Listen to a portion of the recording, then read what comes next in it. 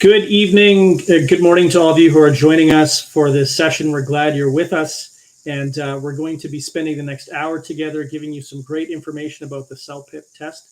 So we're going to do some quick intros, run you through the agenda, and really what we hope to accomplish in this session is to give you all the information you would need to know to get started on your CELPIP journey. So once again, we know that there are folks joining us from all over the place, and we're really glad you took some time out with us.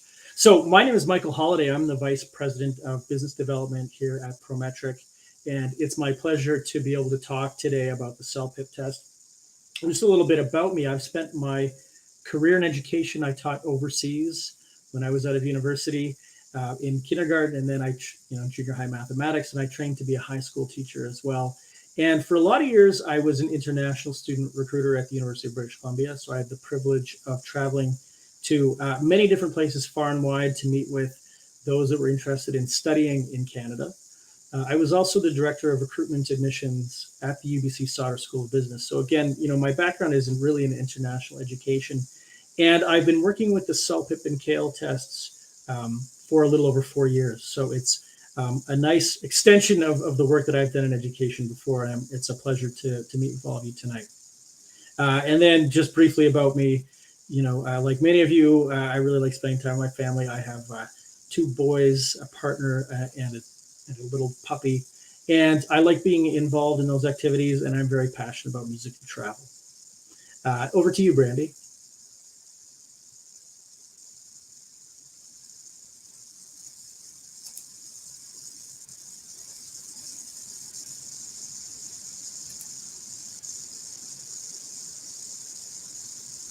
I think you're muted.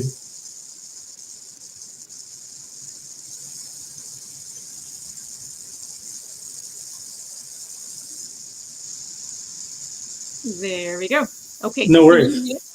Sorry about that, everybody. We all do it. We do indeed. All right. So I'll start again. So I'm Brandy. Hello, and it's nice to be here with everybody and presenting today with my colleague, Michael. I'm a content developer and an online instructor for Prometric.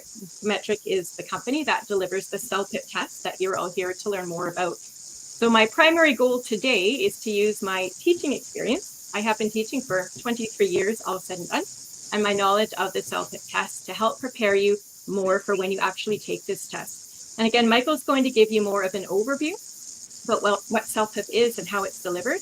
I'm going to then give you some tips and strategies on how to be most successful on this test itself. So we'll be doing a little bit of test practice today, and I'd like to show you some sample questions from past CELPIP tests just to acquaint you with that as well. All right, so I'll pass it back to Michael to run through the agenda with you. Great, thank you, Brandy, and we're really glad that you're able to join us today. Brandy tends to be humble about her experience, but she really knows this test inside and out, and so we're lucky to have her as our expert instructor today to walk you through the details. So what we want to do is start with the basics, right? Some of you have probably heard of the CELPIP test, some of you might not have. The CELPIP test is predominantly taken by folks who are looking to become permanent residents in Canada. Now, there are other reasons that you can take the test as well, but we're going to tell you, what is this test? We'll walk through why would you take it. And then this is where I turn it over to Brandy to go more in detail. So if you're here to sort of get some really in-depth, what do the questions look like? What would an acceptable answer be? What kind of experience am I in for as I sit the test? Brandy's really going to walk through that. And then we're going to leave you with some test preparation materials. The idea is that you start here with us, you get an intro and a primer, and then we move from there. So with that, we'll talk about the CELPIP basics here. So the CELPIP is an acronym. It stands for the Canadian English Language Proficiency Index Program. And you won't be tested on that, but some people like to know what it stands for. It's a computer-based test. So, you aren't writing on a piece of paper. We don't have a paper version. And we find that a lot of people really prefer to use that computer-delivered format because it's just very convenient, and with the amount of typing that a lot of people do, it's a nice way to take a test. We focus on daily English. This is really important. We're not after your academic English skills or business English skills. the CELPIP test is really focused on basic language skills, the kinds of skills that you need to really succeed when you join us here in Canada. So things like, the workplace, everyday life, all those kinds of things form the content of the CELPIP. We are developed at the University of British Columbia, and so we have a good Canadian sort of rooting to us and where we came out of. And then, of course, we're accepted by Immigration, Refugees, and Citizenship Canada for proof of English language proficiency. Again, that is likely the reason many of you are joining us, and so you can take this test knowing that it will be recognized by IRCC. Now, in terms of the tests that we offer, we're going to focus mostly on the CELPIP General. There is a shorter version of the test called the CELPIP General LS, where the LS stands for listening and speaking. Now, that is a test that can be taken for immigration. And so by immigration in that sense, I mean like actual citizenship, right? So a lot of people will write the CELPIP General LS to gain citizenship once they've been in Canada. However, if you want to become a permanent resident of Canada, then the CELPIP General is required, which is all four: the reading, writing, speaking, and listening. As I mentioned, we're accepted by other professional organizations. You can take a look at that on our website. So some of you may want to use it for both purposes, and that's totally fine as well.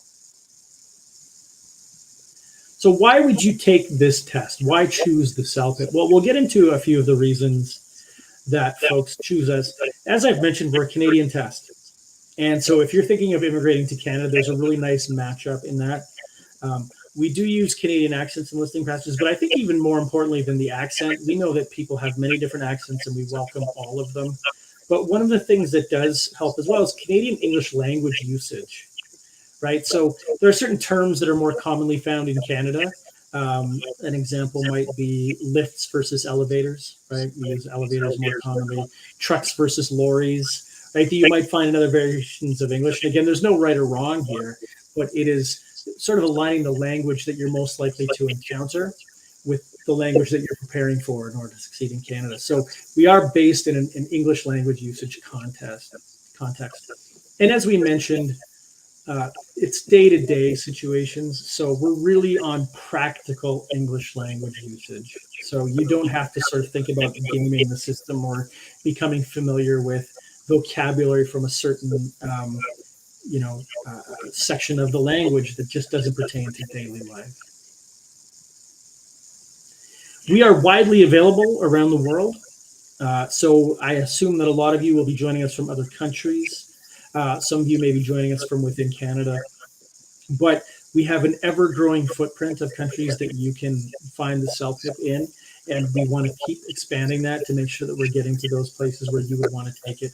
So, if you are not in these countries but you have friends in these places, you can always tell them about the test. The point is that wherever you are, you're likely to find a CELPIP test. And we've obviously placed ourselves in countries where we tend to have a lot of immigration happening to Canada, but we always want to get to more countries. Now, in terms of what the test centers look like, you'll find a very professional experience. Taking exams can be anxiety-inducing, and we don't want to add to any of that anxiety, right? We want you to focus on the test performance, on doing the best job that you possibly can without having to worry about the conditions of the test center. So there will be privacy shields, right? You'll get a cubicle to yourself. We have microphone headsets. Headsets are... We'll do everything you need them to do. They will capture your speaking, which we'll get into a little bit later. A lot of them have sound dampening or soundproofing. You can see these privacy shields are really good at insulating sound. We do want you to have a great experience, and we want the conditions of the test to be your last concern so that you can focus on showing us what you've learned and how you can perform on the test. One of the benefits of the test as well, being computer-based, is that we can turn around scores very quickly. So 5 calendar days, it's nice to know that you'll get your results in a timely fashion. We do have people that are writing the test, and they do have a timeline. They want to get it in as fast as possible, and so 5 calendar days is our turnaround time. The CELPIP descriptors that are here match up to the Canadian language benchmark. So you can find this online, but we just thought we would show it to you so that you understood what these different levels are. And as you go through and look at the immigration process, you'll notice that those CLB levels factor into, they're good to be aware of as you're pursuing permanent residency in Canada. So there's a nice match between the CELPIP level that you're getting and the CLB level that you're getting. So you can sort of take a look and look at for what CLB level you're targeting for your particular circumstances and match those up.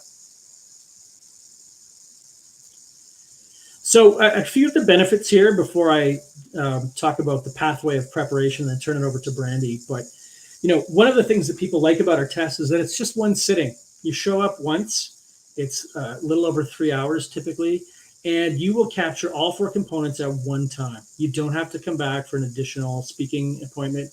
You don't have to do anything else. So one time, sit it, and you're done. The text and questions in our reading are really nicely laid out. You'll see a sample of that when Brandy talks about the test, but it's a nice user-friendly layout in our reading. As I mentioned, the speaking is captured in a microphone, and this is significant because you don't need the anxiety of having to speak to a person. The speaking prompts are there for you, and you will just speak into the microphone. They're very good. You don't have to worry about them capturing it. We'll capture it, and then our raters will rate it. So that's a nice benefit, again, to the one sitting, is that you capture the speaking right then and there. In terms of writing, we do have some of the tools that you've come to expect on a computer. We're not testing you, on your spelling, for example. That's not really what we're after. We're after your English language usage. There's volume control and listening. And then again, overall, we have time management tools. So one of the skills in taking a test at any level is how you use your time, how you manage your time on a test. So we have a time management tool there, so you can see that. And finally, I'm going to end on this before I turn it over to Brandy, but we've created this idea of a pathway to success, right? You're starting today. You're getting a general overview. You can indulge in some free prep if you want to get ready, but you start by learning about the test. What is it, right? What's the background? Then you dive in and you say, yeah, you know what? I'm going to take the CELPIP. You can then take some sample tests. We have a lot of different sample tests. They're very popular. Our students really, really love to do practice tests as much as they can. The CELPIP prep then kicks in. You can get a number of different resources that are paid and online. Brandy will go into more detail on this, but I think that the main message here is there are all kinds of different materials depending on which area you need to work on, depending on your budget. There are a lot of things that we do digitally. We have online, we have webinars, and those details will be forthcoming at the end of the presentation. But I think that there's more than enough materials for you to prepare to do well on this test. And we always recommend, put the time in, even if you're fluent. Make sure that you have done some preparation, that you know what you're heading into when you write the CELPIP. And then you come in, as we've talked about, your testing experience will be smooth and will structure things so that you can focus on doing your best on the test. So I hope this is a great overview. I'm going to turn it over to Brandy now, who's going to go in more detail. So this is where you get to learn about how to actually succeed on the test, get your feet wet, and figure out how to start preparing. So Brandy, over to you. Okay, so we're going to talk more about the test itself with an overview of the 4 sections that Michael mentioned you would be tested upon if you're applying for your permanent residency status. So the very first part of this test that you're going to finish up would be the listening section. There are 6 different parts to listening, and you'll be sitting that part of the test for about 55 minutes or so, depending on how quickly you answer the questions. A few things I'd like to share with you to prepare you as you study from home. You're only ever going to hear the audio passages play once, and all the questions that you answer are going to come after the audio has finished. So as a result, we strongly recommend that you take some really short and efficient notes while you're listening. You will be given paper and pen right in the testing center. So use those materials to take some notes. You'll be able to consult those notes later on to answer the questions on the test. Now, there are timers on the top of every single screen where you'll be answering questions, and it is important to answer all questions before that timer gets to 0. Another important aspect of the listening that I'll give you a tip about is that these parts are designed to become more complex as the test moves forward. It's designed that way specifically. So listening part 1, you'll probably notice feels a little bit more comfortable or easy for you. But by the time you get to the end of your listening at part 6, you're going to notice that the vocabulary is likely a lot more descriptive, more higher level usage of language as well. And even the types of questions that you're being asked to answer also involve higher levels of critical thinking. So again, don't let that cause you any anxiety. The test is designed this way specifically. It's what determines the level 12 listeners from, say, a level 9 and so on the actual score chart. So the listening test is formatted in two separate ways, because remember, the CELPIP is designed to assess your language use in day-to-day language. So sometimes the first 3 parts of this listening test, you're going to hear the conversation. You'll probably take some short notes while you're listening. And after that conversation has finished, you're going to hear somebody read out loud the questions to you one at a time. Remember, you're wearing that headset. So you listen to those questions. If you see here on the left of your screen, you'll notice that there are 4 possible choices, multiple choice style. So after you've listened to the question, you'll simply click on the answer that you feel is correct. But by the time you get to the second half of your listening, so parts 4 to 6, this is where, again, you'll hear the conversation once only. You'll probably take some short notes as you're listening. But this time, when the questions are shared with you, you're going to see all the questions on one computer screen, and it's up to you to read them through this time and then select the best answer. So again, you're being assessed upon how well you can respond both orally or verbally and also in reading with your listening skills. You might hear sometimes on the test conversations between 2 or even 3 people. At other times, you might have a single speaker talking to you, somewhat like a news reporter would do. But regardless of the type of conversation you're listening to, again, I think it's a wise idea to take notes, just to have the main ideas captured so that you won't forget any important details when it comes time to do the questions later. So the best advice I could give about note taking is to keep them really short. Make sure your notes make sense to you, but don't worry about sentences. Don't even worry about spelling or grammar. The test or the raters on the test, by the way, never see your notes. Nobody sees them but you. They don't count for your score.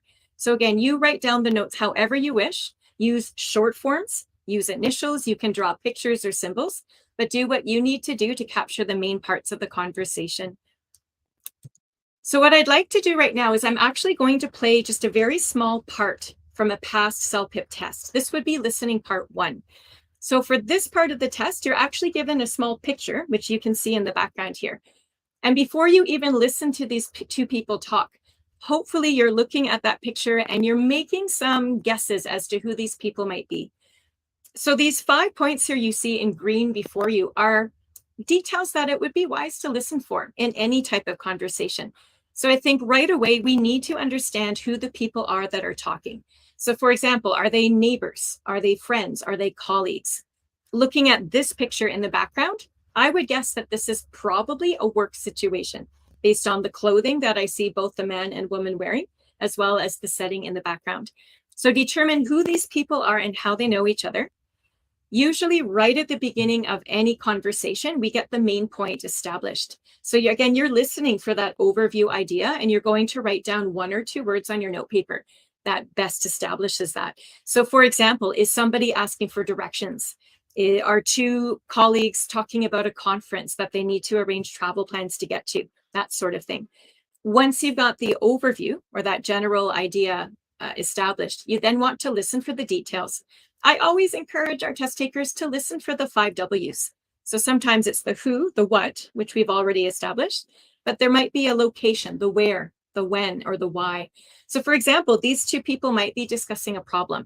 And if you notice that there's a challenge one of them is facing, it's wise to write that down as you hear it. If there's a solution to that problem, again, that would be something to note down.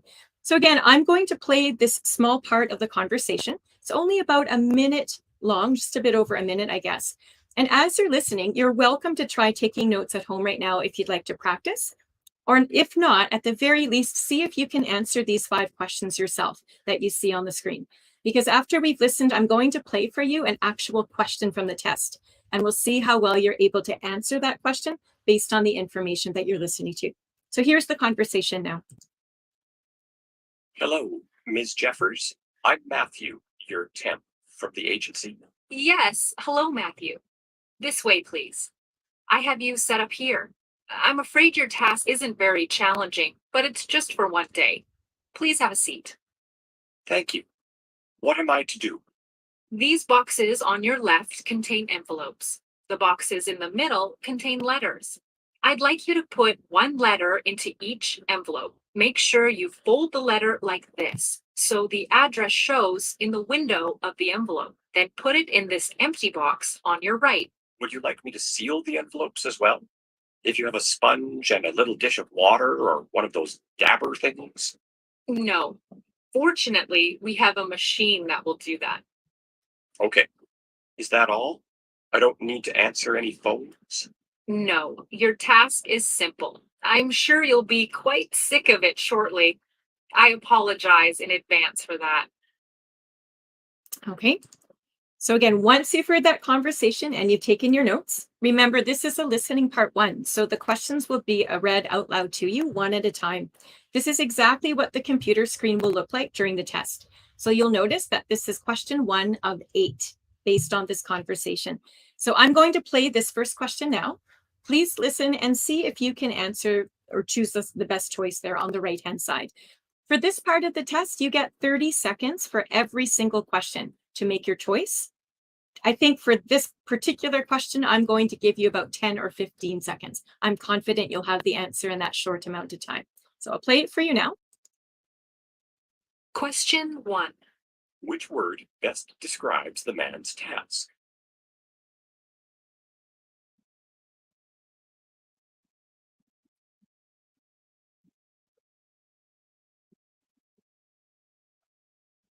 Okay, so that was about 10 seconds. Again, you'd have 30 seconds on the real test, but I'm going to reveal the correct answer, and I'm hoping that you selected the word boring.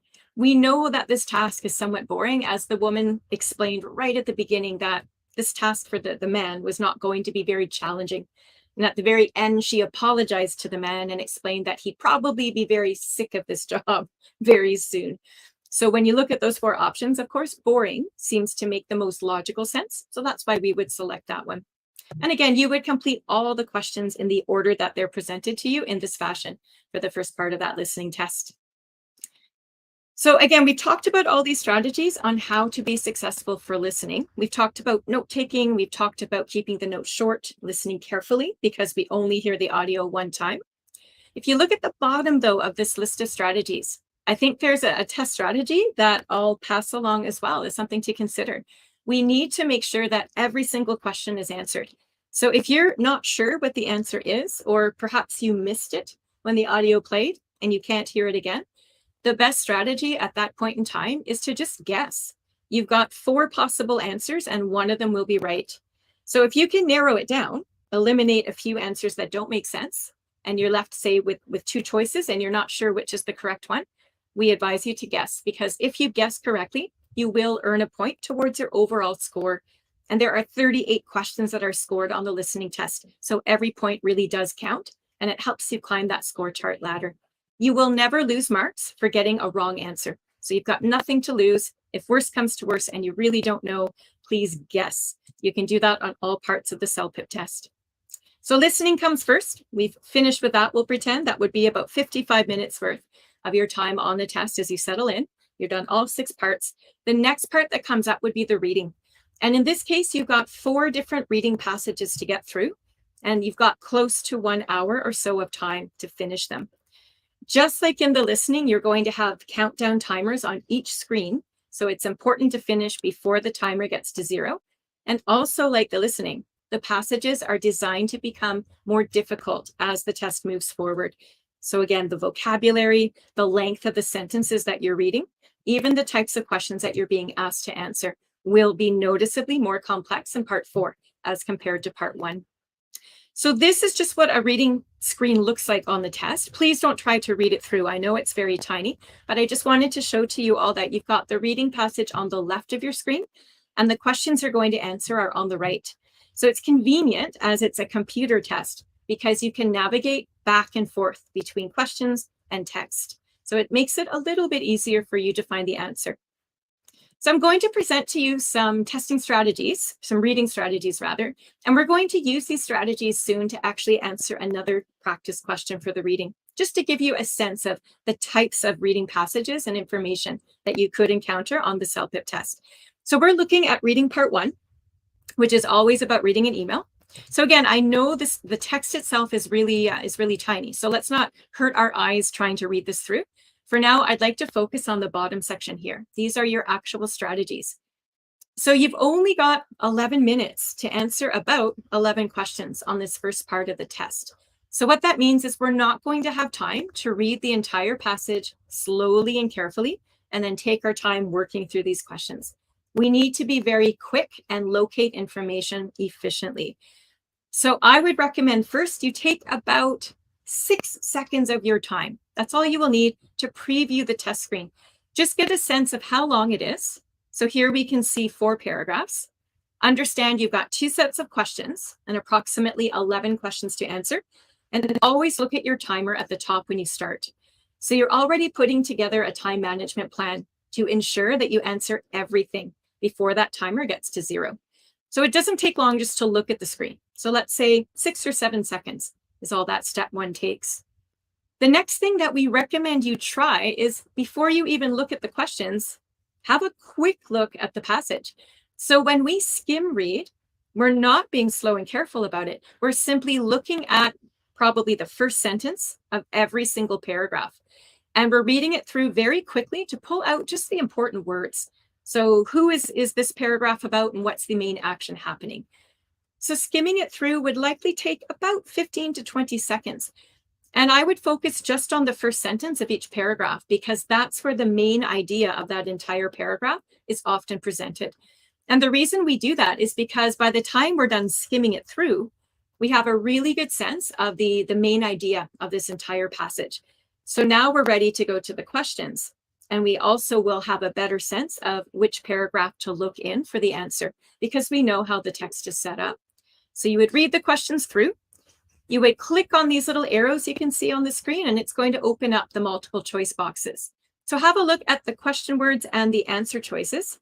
Pull out, again, the key words, the important words. Are you being asked about a person, a location, a time? So whatever you determine is the most important word in that question, you're then going to scan the passage. Technically, you're not reading. You are letting your eyes fall quickly over the screen, and you're trying to locate that keyword as quickly as possible. That's what scanning is, looking for that particular detail. And once you've located that word in the text, that's when you can read the sentence a little bit more slowly and carefully, and hopefully it will give you enough information to then answer the question itself. So I'm going to ask you to try to put these 5 steps into practice as I move forward to the next screen. So we're going to answer question 1. We've made the screen a little bit bigger so you can actually read the words, we hope, especially if you're looking on your own PC. You'll notice at the bottom we have a ... And that's because we've removed the second half of this email. Again, just to make the top half larger. And another tip I'll share with you all is that the questions here generally follow the same order as what you would find in the reading passage. So since we're answering question 1, that answer is probably going to fall somewhere near the top half of the text anyway. So I'm going to give you about 20 seconds. I'll watch my clock. Can you read over that first question and look at those answer choices? See then if you can scan through the document on the left and answer this question yourself. And then I'll reveal the answer.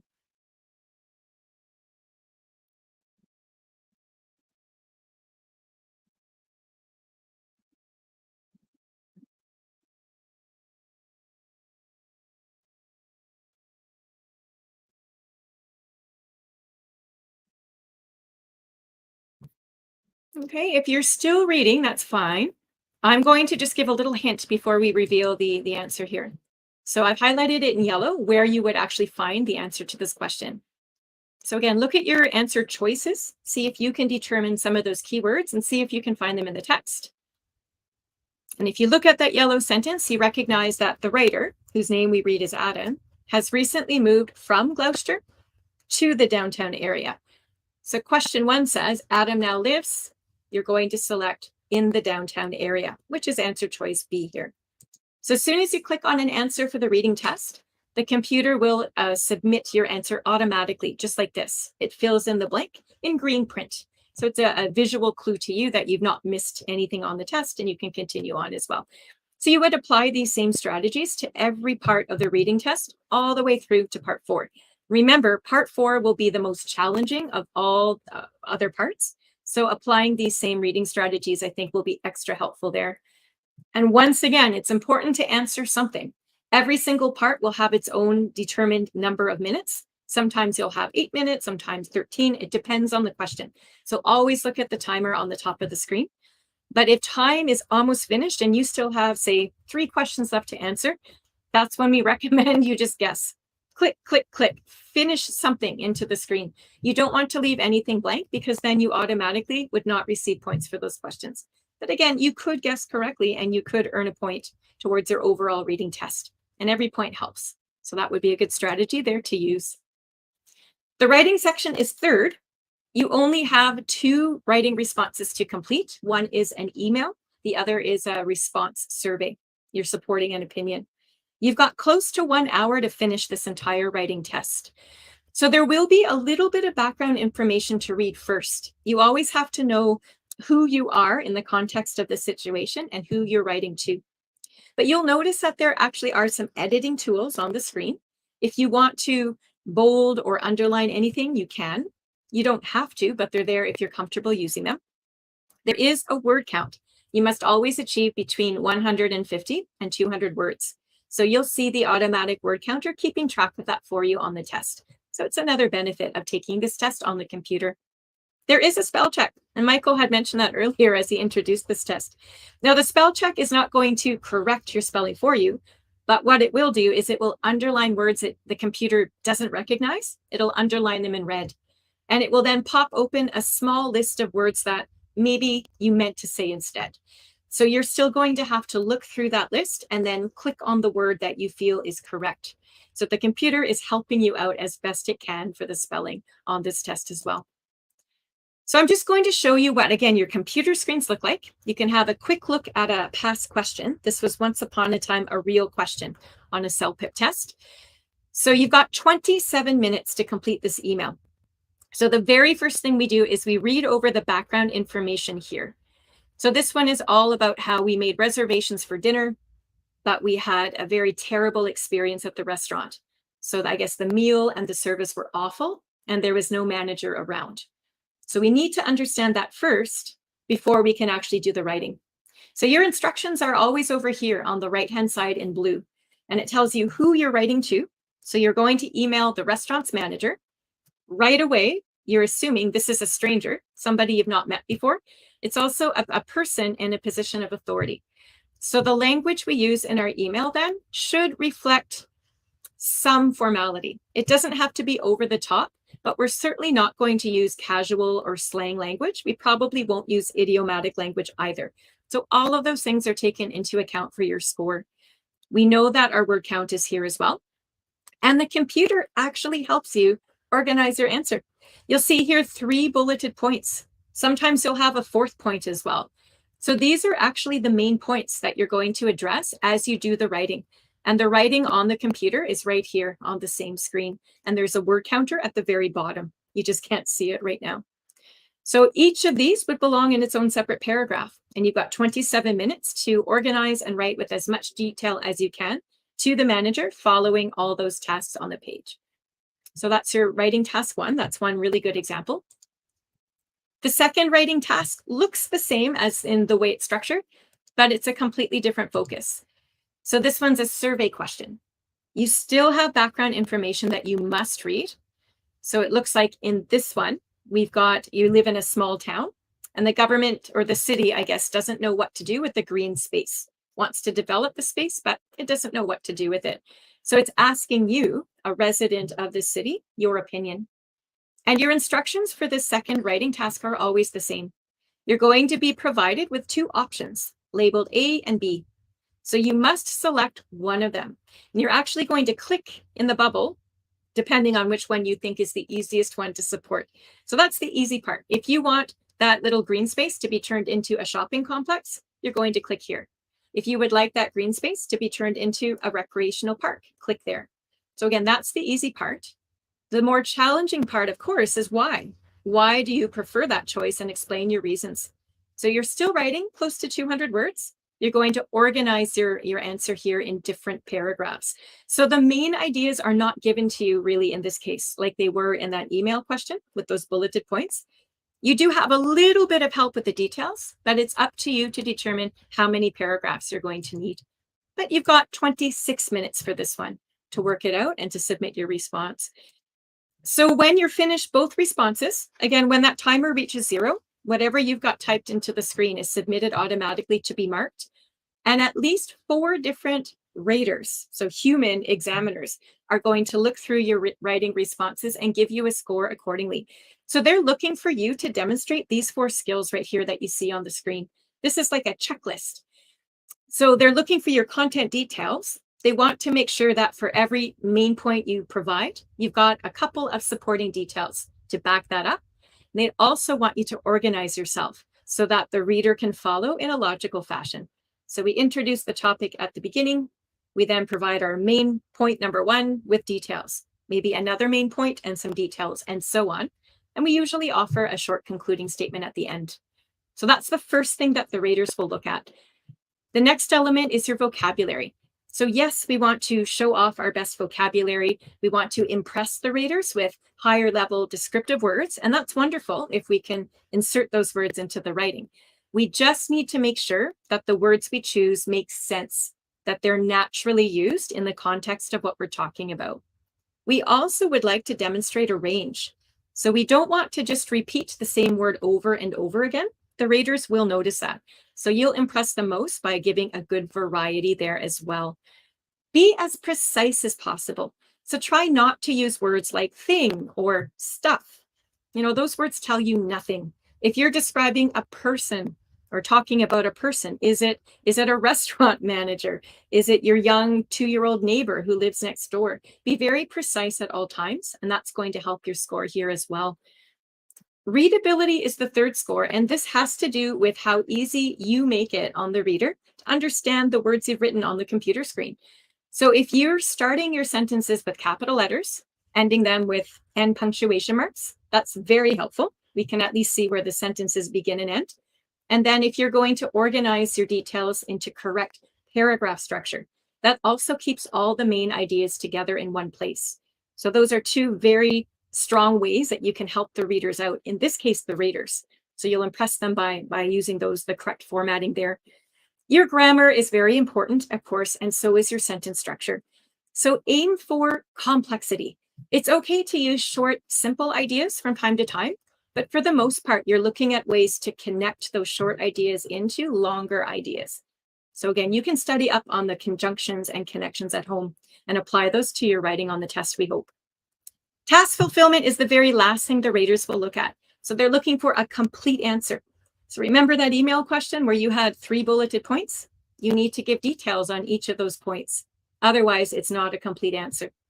All details you include have to be relevant. So they actually have to address the task. If you're going off topic, it's going to negatively impact your score. Your tone is important. So again, if you're addressing a restaurant manager, the language you choose will be a little bit more formal than otherwise. If you're addressing a friend, well, then you might be a bit more casual with your word choice. So it always depends on who you're writing to. That will help you determine the tone you're trying to create.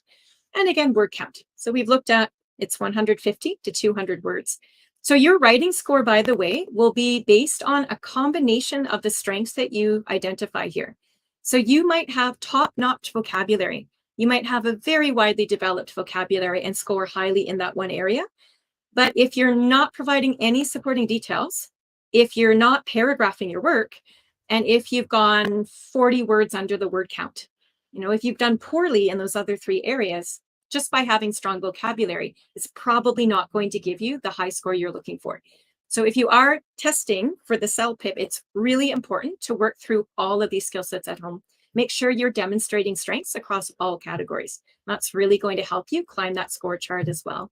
And again, at least 4 different raters will be looking at your writing. We would never base your leveled score upon one person's opinion. So it's 4 different raters minimum.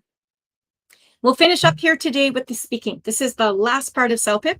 It is a long test. It takes about 3 hours to complete that general version. You'll be tired by the time you get to speaking. You have 8 responses to record, but the good news is it goes quickly. It's over in about 20 minutes or so.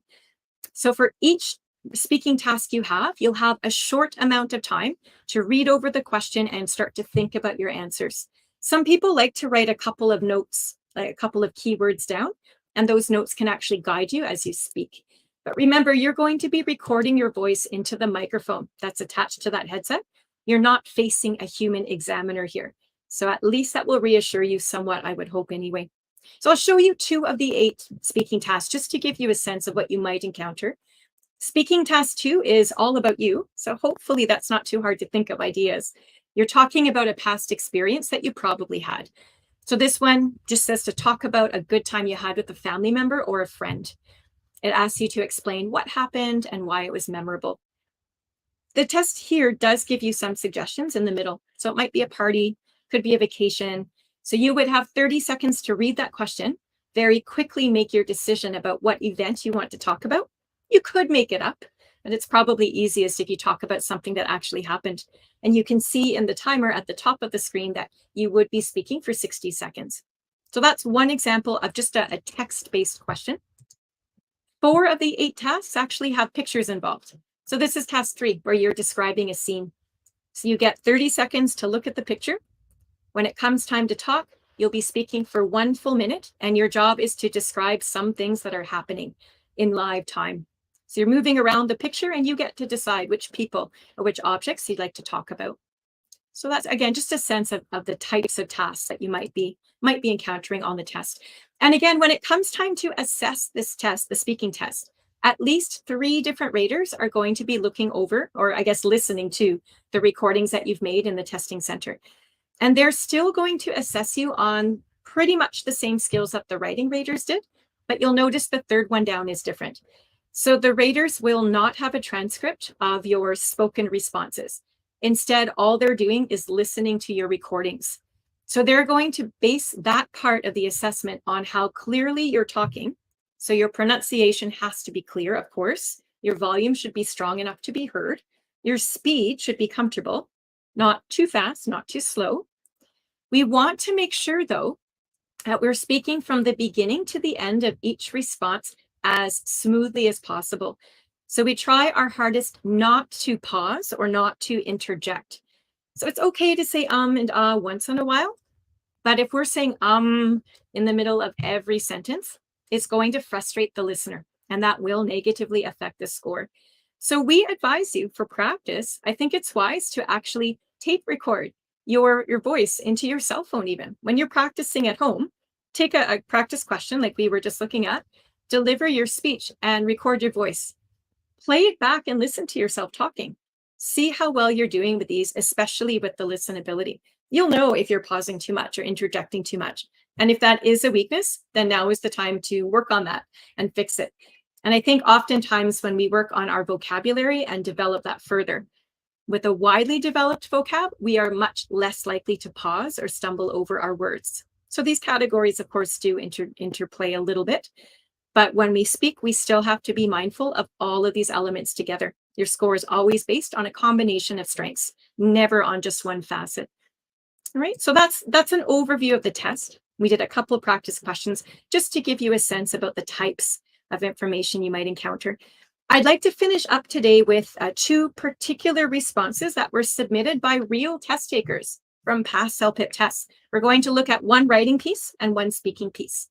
We'll start with the writing. Here's a question, or this is the question, I should say, that the person was doing on their test. So I'll read it out loud quickly, if I may. It says that you use the local public library several times every week. However, the library is closed on Sundays and Mondays. You think the library should be open every day. On the right-hand side, you are told to email the chief librarian, and we have to accomplish those 3 tasks below in bulleted form. So first, we're going to describe why the library is important for us. Then we're going to explain why the opening hours don't work for us.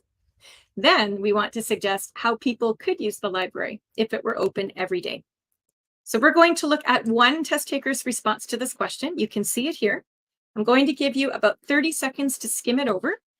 Please start thinking about the strengths and weaknesses. Look at this person's details, see if there are any major grammatical mistakes. We'll talk about it briefly, and then we'll reveal the score this person received on their test.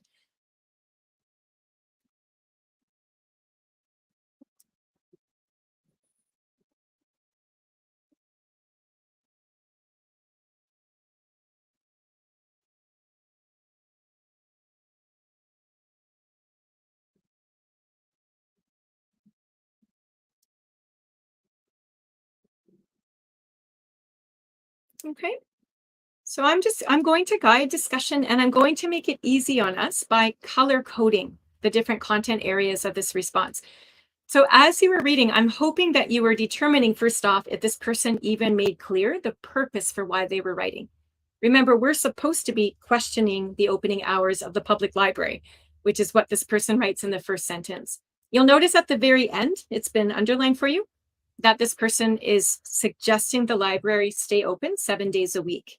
So this is a strength in the sense that at least this writer has established the reason why they're writing. Now you'll notice that I've color coded this exact piece of writing. I matched the orange details here to that first bulleted point on the test. So this is where this test taker was meant to explain why the library is important to him. And you see the type of detail that he creates. And this is what you'll be doing on your test, making up details that fit the context. So this person has, it might be true, or maybe it's just made up. He said that he is a university student and he's studying English and law. So those are very specific details he's including. He then introduces that main idea that the library is a great resource. And he backs that up by saying there is a vast array of textbooks. So wonderful vocabulary on top of having a specific idea. He also gives another way that the library is important, and he finds it a quiet, relaxing place to study. So that first part of the test, that first task or bulleted point, has been handled very well, very completely, with lots of detail. That second section in blue there is meant to be why being closed Sunday and Monday does not work for this test taker. So again, this person, his name is Larry, we read, continues on with his own student schedule. So he makes up the detail that he's got lectures on Mondays to Friday, and he also works part-time on Saturdays. So with that in mind, his only opportunity to study then would be on Sundays, presumably. So it's another reason to support that the library should be open 7 days a week. So far, so good. That third point in green, though, you'll notice is a little bit shorter. This is where our test taker was supposed to explain how the local community could use the library. And he doesn't do that. All he says is the library is a valuable resource for the local community. So because we haven't addressed that final task, we'd have to say that his task fulfillment is just a little bit weak. His answer is not fully complete yet, as he hasn't even addressed that third point. So again, strengths and weaknesses. This is what the raters will look at. Our first 2 points were handled well with detail, but that third point is lacking. So this is where he'd want to improve upon. Okay, there are some really nice examples of vocabulary. So in orange here, we've highlighted a few of them. You can see some more complex sentence structures as well. So all of these words make sense. But again, there's a weakness with the vocabulary. And I'm not sure you noticed, but we've got tons of repetition. We've used that word currently so many times, and the word local as well so many times. So we could give credit for some precise vocabulary use, but it would be a weakness to be so repetitive as well. And finally, there is a major problem with the readability format of this particular response. You can see that it has been submitted in one gigantic paragraph. That's why I had to color code those 3 details. Each of those details are main points. So each point needs to be separated into its own paragraph. That makes it easier for the reader to understand where one main idea is discussed one at a time. So that would likely be one of the weaker elements of this entire response. But you'll notice his word count at the bottom is right on par. We're about 150 to 200 words. You notice as well that the tone is very polite. Yours sincerely is fine, and he assigned his name. So I'll give you just a moment to digest that. We'll think about the score again. So level 12 is the highest score you can achieve. That would be advanced. Level 9 tends to be where a lot of test takers are aiming for if they're applying for permanent residency status. And level 9 shows effective communication. So that's sort of a benchmark as well. So I'll let you assess whether you think that this is above level 9, below level 9. I don't think it's a 12. I don't think it's quite strong enough based on the weaknesses we discussed. But have your guess in mind, because I'm going to reveal to you now that this person did get a level 9. And I like looking at this particular example because it's reassuring for all of us learning how to write for the CELPIP test, that even by making an enormous mistake, like not putting in any paragraphs at all and missing that third point on the test instructions, those are big mistakes. Yet this person was still able to achieve a level 9 because they demonstrated strengths across all those other categories with enough efficiency. So that's the level that they landed on here. All right. And quickly, we're going to finish off with one last sample response in speaking. This one is from task 1, which is all about giving advice. And the question that this man was asked on his test is based upon the fact that his friend has just graduated and wants to move overseas for a job. They're just not sure if they want to make the move so far away. So this man is supposed to give his friend advice on what she should consider when she makes her decision. So when the raters assess her speaking, they're not going to have a transcript, but I think as we're watching together, I'd like to show you the transcript and play the response at the same time. So listen to this man's voice, assess his presentation skills, his public speaking skills, and we'll also look at some of his ideas and we'll determine his score. So here's his response now. First, I'd like to say congratulations to you for your graduation. And I heard that you get offer from overseas. I think it's a good opportunity for you because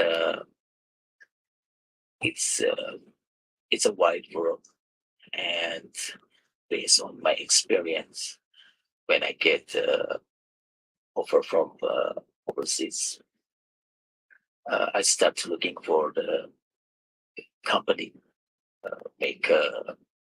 do this research and find as much as you can information about the cities that you will live in, and you better find out the weather there. You can't because you need to buy clothes that appropriate with the weather, and also you need information about how to open a bank account there, and you need to know if you have any friends. Okay, so he got cut off at the end, which isn't too big of a problem here because he gave some details ahead of time at least. And I think we can say for his speech was quite clear. Pronunciation was okay. But you might have noticed that he interjected. He said and so many times throughout this response. And he also paused quite a bit and spoke quite slowly. So all of those weaknesses did have an impact on that part of his score. So he would need a little bit more practice and probably some vocabulary development to get his speech moving ahead with a more fluent rhythm, as it were. Now, as far as the content goes, I mean, his tone is wonderful. He congratulates his friend on graduating. So I think that this is showing encouragement and support, which is what we're supposed to do when we give advice. But he really only lists very general, vague ideas. He advises his friend to do some research first before she moves to this city. And that's good advice. But again, these are surface level ideas. He says, look into the weather, determine what clothes you need, learn how to open a bank account, see if you've got any friends. So he's literally just listing ideas and he's not developing them or connecting them. So his content details are still a work in progress. They're a little bit underdeveloped. We've got a couple examples here of some nice, precise vocabulary. And we also have some instances of simple sentence structure that he's able to communicate quite well. But you might have noticed that although we could more or less understand his ideas, this man has a lot of little tiny grammatical errors as he speaks. So again, a little bit more development needed. So our last response we looked at in writing was a level 9. That shows effective writing. This is definitely a lower level one. So this would be more beginner level. So this man on this particular response earned a level 5. And again, it's a good one to look at because a lot of people who are applying for Canadian citizenship would be aiming for about a level 5. That might be their benchmark goal. So level 5 means you are acquiring the language. You've got some ideas that make sense. We can more or less understand, but a lot more complexity and a lot more correctness needs to be added to the response in order to bring it up a little bit more to level.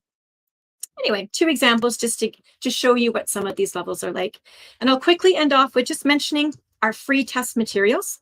We have a wealth of free webinars that we would encourage you to take if you are indeed taking the CELPIP test anytime soon.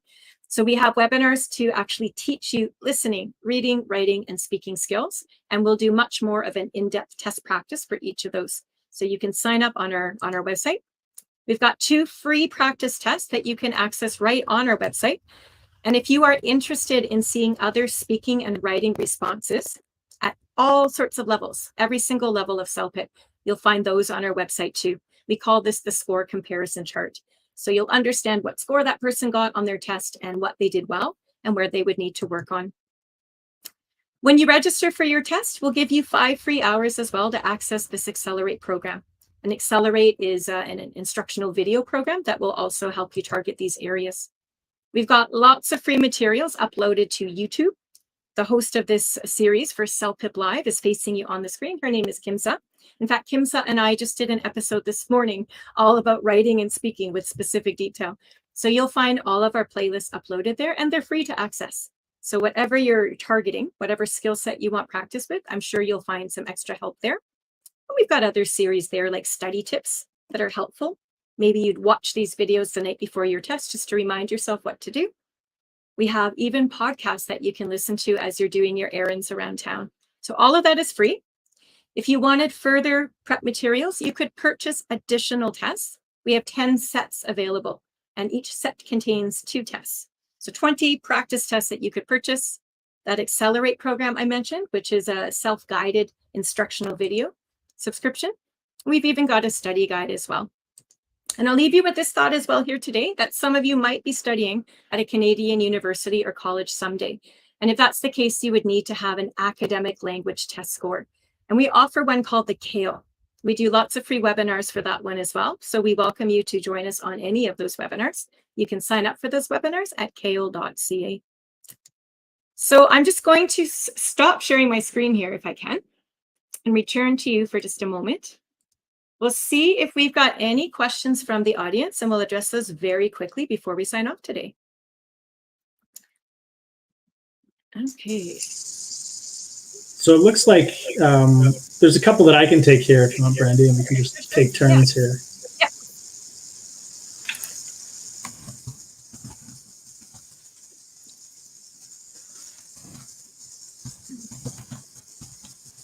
Okay, so let's, there's one here that came in.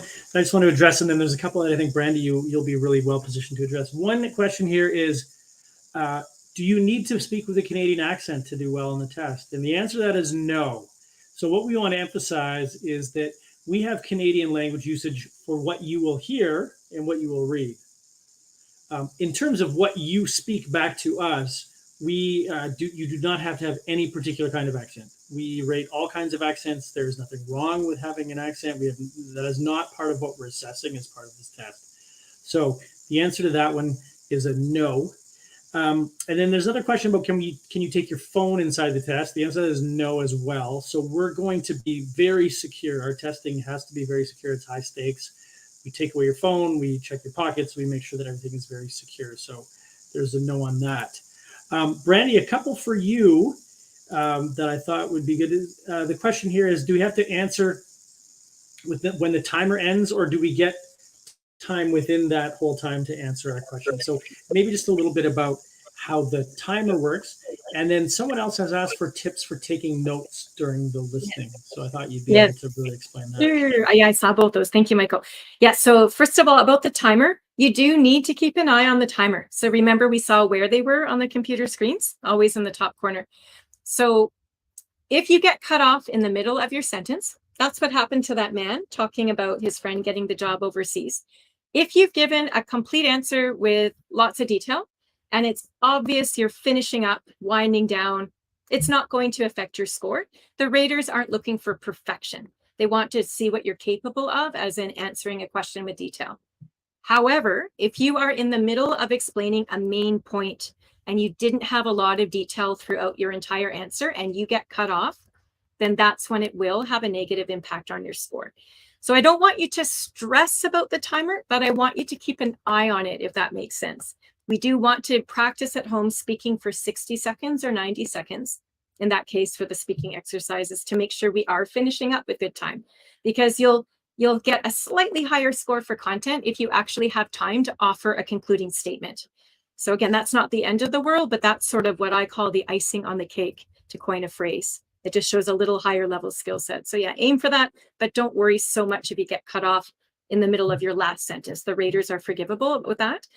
And the other question was about listening tips. And again, I could do a 2-hour session just on listening tips and note-taking right now, which we certainly won't do. I will direct you, however, to our YouTube channel called CELPIP Live. This one has playlists, and we've done lots of past episodes all about the listening test. We look at how we can take notes for each part of the listening. We look also at our practice answering some questions together. So again, just in a quick summary statement here, I'll say that note-taking is crucial if you want to be successful on the CELPIP listening test, because even though you might understand the conversation as it's being played, you also want to remember those details, because the answers or the questions come after the audio. So at the very least, you need to find a method of note-taking that is going to work for you. So that's the biggest tip I can provide. And again, if you're interested in practicing that with us, come check out our listening playlists on that YouTube channel, and you'll find, I hope, what you're looking for there. Yeah, great. There's a question about applying for PR. I wonder maybe if Michael wanted to. Certainly, we cannot dispense immigration advice on this, but I think that when you go and dig a little further into what's required, there's no particular level. You will find that it's a little more nuanced than that, and a lot of information is available on the IRCC website. So that's why I'd recommend going to take a look for that information. There's one here about templates, and maybe I'll turn that back to you, Brandy, and then we can wrap up. We're a little over. We thank you for staying with us, but we'll answer one more here. And then, as Brandy said, we encourage you to come to more things and ask more questions. We'll go through that very briefly as we wrap up. I'll turn it over to you, Brandy. Perfect. We'll need 2 more minutes of your time. Yes, again, thanks for your patience. When you say templates sometimes have different meanings to different people. So I'm going to use the word outline. So when we write an email, there's a certain structure that we can learn. We know that the purpose for our writing goes in the beginning. We know that the details go in the middle. And then if there is a next step we're requesting, that goes in the last paragraph. So to me, I look at that as proper email structure, and that's an outline. We can memorize that structure, and then we can simply insert suitable details for the test question that we're actually answering. Templates, however, bring us into a lot of trouble. Templates, sometimes if we are trying to memorize another answer that we saw somewhere from a different test or even a past CELPIP test, some people actually try to memorize those answers, I think, and then change up the language to suit their current test question. That usually doesn't work, because remember, the raters are looking to assess how naturally you are using vocabulary and how precisely you can include content that answers the question that you're addressing, not a question from a completely different test. So I think you would almost do yourself a disservice, meaning it would be a bad idea to use templates and try to adapt them to each individual question. It usually doesn't work well. And the last problem I'll highlight with the use of templates, if several different test takers go into a testing center all in the same month, let's say, and all of a sudden everybody's used that same template, right? They've memorized the same structure, even some of the same vocabulary and ideas. And if that is replicated by so many test takers, it's going to get flagged by security, because it's obvious then that that test answer has been memorized. It's not authentic, and you wouldn't be given a score, and you might even lose your entire CELPIP test. So out of security purposes, I would strongly recommend that you don't fall into that trap, tempting as it may be sometimes, to look too closely at templates. Really learn the structure, and that's what we teach in our webinars as well as on our YouTube channel. And then you'll be able to apply your own ideas and language to that. You'll score much better, I think, that way for sure. Okay. Great, thank you, Brandy. So we're going to summarize things here and wrap up for the evening. And so what we want to do is give you some steps to move on. So thank you again for staying over a few minutes. And what I want to point out is that there are all kinds of tools, websites, things to take it to the next level. So obviously our homepage, celpip.ca, is a great place to access free prep materials, paid prep materials, information on upcoming webinars and those kinds of things. You can also email us, info@celpip.ca. You'll get a response if you have specific questions. And then, of course, our social media channels. So they're all up here. YouTube, we're at CELPIP Official. You'll be able to see CELPIP Live. As Brandy mentioned, there was one today. And this is a really great way to get insight. It's completely free, and it's very well done. I've enjoyed watching many of them myself. You can follow us on Instagram, CELPIP Test Official, and you can go to other episodes that we have there. You can go to our CELPIP, and you can go to our Twitter. So those are, a whole bunch of places that you can go for next steps. If you recall that journey that I shared with you, this is the first step in your CELPIP journey. We're showing up tonight, and we thank you for your time. So don't hesitate to get in touch with us. So we wish you all the best with your test preparation and with your plans to join us in Canada and to pursue immigration. So thanks again. Feel free to get in touch with us anytime. And thanks again, Brandy, for joining and sharing so much insight into the test. Thanks, everybody, for joining. And it was a pleasure, Michael. Have a good evening or morning, perhaps, wherever you're listening from. Thank you, everyone. Bye.